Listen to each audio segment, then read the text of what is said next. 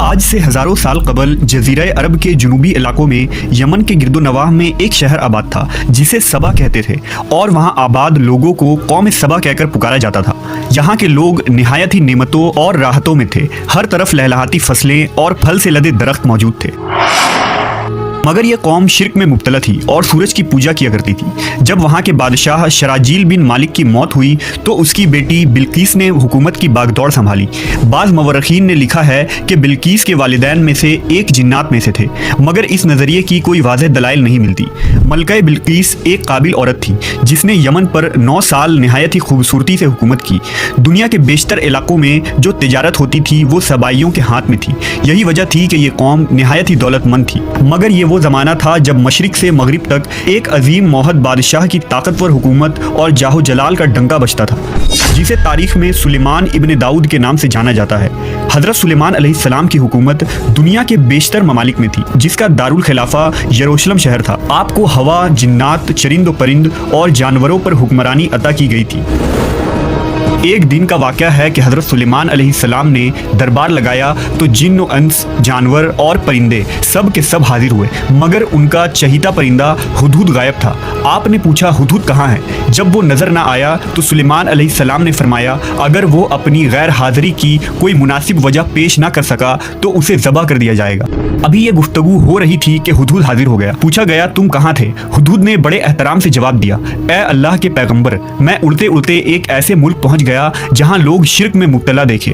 وہ آگ اور سورج کی پوجا کرتے ہیں۔ ان کی ایک رانی ہے جسے وہ بلقیس کے نام سے پکارتے ہیں۔ وہ ایک بہت بڑے تخت پر بیٹھ کر حکومت کرتی ہے۔ اس کے تخت میں قیمتی ہیرے، جواہرات، لال زمرد جڑے ہوئے ہیں، اور اس کے پاس تمام شاہی سامان آرائش و نمائش کے موجود ہیں۔ حضرت سلیمان علیہ السلام نے کہا اگر تمہاری بات سچ ہے تو میرا خط اس ملکہ تک پہنچاؤ تاکہ وہ شرک سے باز آ جائے، اور خط پہنچانے کے بعد وہاں بیٹھ کر سنو کہ وہ کیا رد عمل اختیار کرتی ہے، اور پھر آ کر مجھے خبر دینا۔ حضرت سلیمان علیہ السلام نے خط روانہ کیا، جو کچھ یوں تھا، شروع اللہ کے نام سے جو بڑا مہربان اور رحم فرمانے والا ہے۔ یہ عزت والا خط سلیمان ابن داؤد کی جانب سے ملکہ سبا بلقیس کی طرف ہے۔ جو ہدایت کی پیروی کرے اس کے لیے سلامتی ہے۔ مجھ پر غلبہ کی خواہش نہ کرو، میرے مقابلے میں سرکشی اختیار نہ کرو، بلکہ فرما بردار اور مطیع ہو کر میرے پاس آ جاؤ۔ یہ خط دراصل ملکہ سبا اور اس کی قوم کی طرف دعوت اسلام تھی۔ ہدہد نے یہ خط لے جا کر ملکہ بلقیس کی گود میں گرا دیا۔ ملکہ کے دربار میں اس وقت 300 کے قریب سردار بیٹھے تھے۔ انہوں نے جب یہ خط پڑھا تو طیش میں آ گئے اور کہا کہ یہ ہماری توہین ہے، ہمیں اس کا سخت جواب دینا چاہیے۔ مگر ملکہ بہت سمجھدار تھی، اس نے انہیں سمجھایا کہ خط سے پتہ چل رہا ہے کہ یہ کوئی عام شخص نہیں، خدا کا کوئی پیغمبر ہے، لہذا ہمیں حکمت سے کام لینا چاہیے۔ اس نے کہا کہ میں حضرت سلیمان علیہ السلام کی طرف ایک تحفہ بھیجتی ہوں، اگر انہوں نے قبول کر لیا تو وہ بادشاہ ہے، میں اس سے جنگ کروں گی، لیکن اگر انہوں نے تحفہ قبول نہ کیا تو میں اس کی پیروی کروں گی کیونکہ وہ نبی ہے۔ ہدہد یہ ساری گفتگو سن رہا تھا۔ اس نے آ کر حضرت سلیمان علیہ السلام کو ساری بات بتا دی۔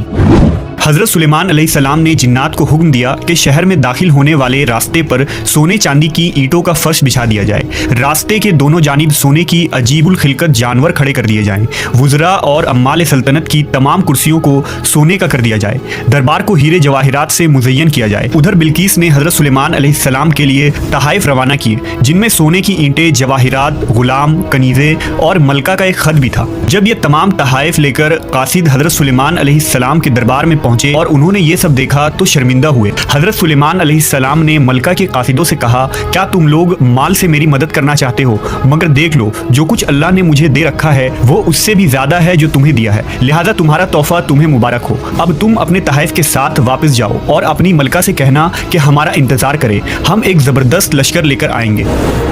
جب یہ خبر ملکہ بلقیس کو پہنچی تو وہ سمجھ گئی کہ واقعی یہ اللہ کے نبی ہے، لہٰذا اس نے جنگ کے بجائے حضرت سلیمان علیہ السلام کے دربار میں حاضر ہو کر اپنی اطاعت کا یقین دلانے کا فیصلہ کیا۔ جب حضرت سلیمان علیہ السلام تک یہ پیغام پہنچا تو آپ نے اپنے درباریوں سے کہا تم میں سے کون ہے جو ان کے مطیع ہو کر آنے سے پہلے ملکہ کا تخت میرے پاس اٹھا لائے؟ ایک دیو ہیکل جن نے کہا آپ کے دربار کو برخاست کرنے سے پہلے میں اسے لا سکتا ہوں، میں اس کام کی پوری قوت رکھتا ہوں اور امانت دار بھی ہوں۔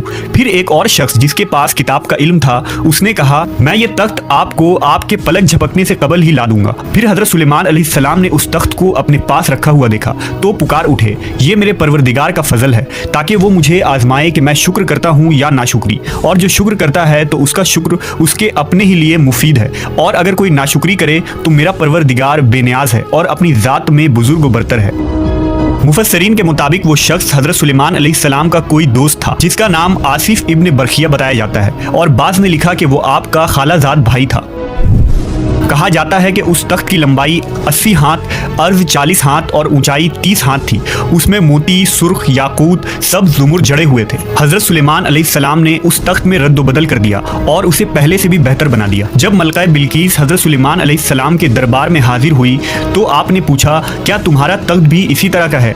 उसने कहा, ये तो गोया हू बहू वही है और हमें तो पहले ही मालूम हो गया था और हम फर्मा बरदार हो चुके हैं। बिल्कीस के आने से पहले हजरत सुलेमान अलैहिस्सलाम ने ऐसी इमारत बनाने का हुक्म दिया जिसका फर्श शीशे का हो, नीचे पानी जारी हो, पानी में मछलियां और दूसरे आबी जानवर हो। हजरत सुलेमान अलैहिस्सलाम उस इमारत में अपने शाही तख्त पर जलवा अफरोज थे और शीशे के नीचे से पानी अपनी पूरी आबोताब से बह रहा था, जबकि उसके ऊपर शीशा नजर नहीं आता था। बिल्कीस को इस महल में लाया गया। जब उसने फर्श को देखा तो समझी कि यह पानी का एक हौज है, लिहाजा अपनी पिंडलिया से कपड़ा उठा लिया। सुलेमान अलैहिस्सलाम ने कहा, यह तो शीशे का चिकना फर्श है। तब वो शर्मिंदा हुई और बोल उठी, ऐ मेरे परवरदिगार, मैं सूरज की पूजा करके अपने आप पर जुल्म करती रही हूँ और अब मैंने सुलेमान के साथ अल्लाह रब्बुल आलमीन की इताअत कबूल कर ली।